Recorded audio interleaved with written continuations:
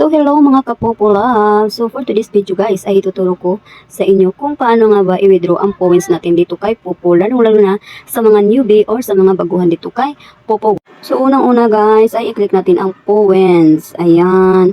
At makikita natin yung withdraw, i-click natin yung withdraw. So pagka-click pala natin ng withdraw guys ay lalabas yung my GCash. So i-make sure nyo guys na yung GCash na nakabind in dyan ay tama yung number at tama yung pangalan na nakabind in. And then i-click na natin yung GCash. Ayan. So, pagka-check natin kung tama, i-click lang natin yan uli. So, babalik na tayo doon sa withdrawal, guys. So, ayan. I-click natin yung withdraw now.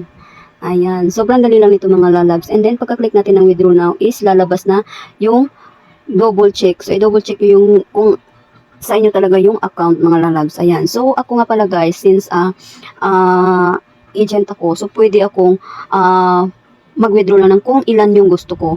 So, halimbawa, yung points na naipon ko is $430.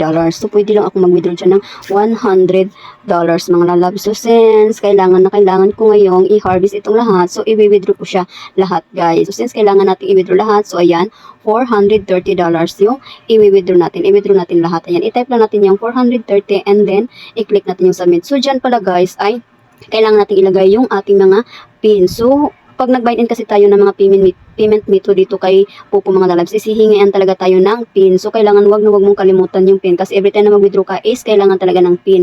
So, ayan, ilalagay ko na ang aking PIN. So, after kasi maglagay ng PIN guys is lalabas na yung confirmation. Ayan. So, check for details. So, tcharan! Sobrang dali lang mga lalabs. Ayan. So, lumalabas na yung magkano yung mawi-withdraw ko doon sa $430 ko. So, kung nagtataka kayo guys, is 422 lang yan. May bawas kasi si Popo mga lalabs every time na nagwi-withdraw tayo ng points. Pero sobrang dali lang talaga guys. So, after nating makita yung details guys, ay hindi pa talaga yun siya as in na pumapasok agad sa ating GCash. So, kailangan muna natin maghintay ng another message ni Popo na nag-successful na yung ating withdrawal. Ayan. So, yan ay details pa lang yan na yan yung makukuha mo at mapapasok doon sa GCash natin. Ayan. So, maghintay tayo ng message ni Popo kung successful na ba. Tapos, pwede naman natin yung i-check mga lalabs kung paying pa ba or successfully na yung ating withdrawal. So, i-click lang natin ulit yung points. Ayan. And then yung withdraw. I-click natin yung withdraw, ayan. And then, makikita natin sa ibabaw na paying pa yung ating withdrawal. So, maghihintay tayo ng ilang mga minuto. So, yan yung mga una ko mga na-withdraw guys. So, back tayo sa ating screen. So, ayan, maghintay-hintay tayo ng message ni Popo ng ilang minuto lang talaga mga lalabs. Ayan. So, pag may nakikita na tayong message guys, i-check na natin yan. Ayan.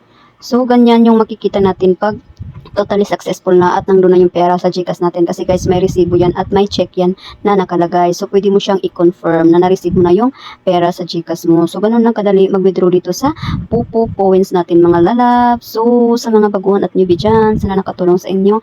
And thank you for watching everyone. Good luck. Bye!